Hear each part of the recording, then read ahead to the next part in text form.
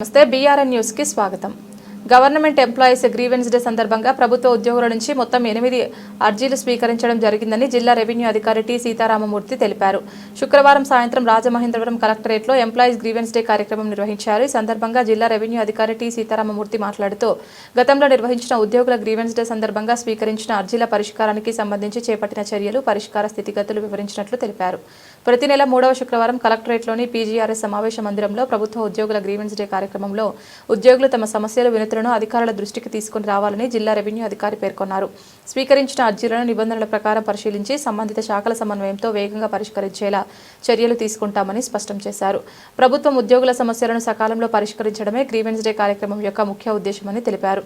ఉద్యోగులు నేరుగా తమ సమస్యలను వెల్లడించే వేదికగా ఈ కార్యక్రమం ఉపయోగపడుతుందని, పరిష్కార దిశగా అధికారులు బాధ్యతతో వ్యవహరిస్తారని ఆయన పేర్కొన్నారు.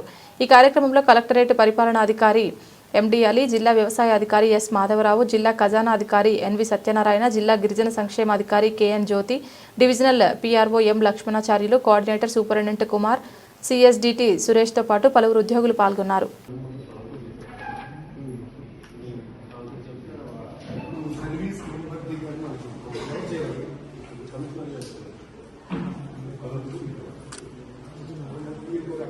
డిపార్ట్మెంట్స్ కి అలాగే రెవెన్యూ సంబంధించి కూడా ఫార్వర్డ్ చేయడం జరిగింది.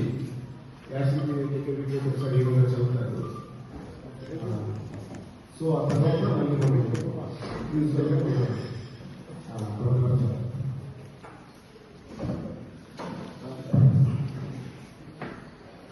ఈరోజు ఎంప్లాయీస్ గ్రీవెన్స్ కి హాజరైన గౌరవనీయులు జిల్లా రెవెన్యూ అధికారి గారికి, అలాగే జిల్లా అధికారులకి, అంతా ఉద్యోగాలకి కూడా నమస్కారం.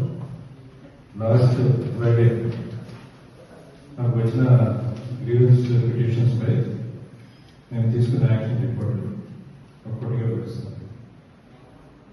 శ్రీ కె వెంకటేశ్వర గారు, బీఆర్ఓ గ్రేడ్ 1 రాజమహేంద్రవరం అట్లా రీఇన్స్టేట్ చేయమని చెప్పేసి ఆయన సర్పంచ్ ఉన్నారు రిక్వెస్ట్ పెట్టారు.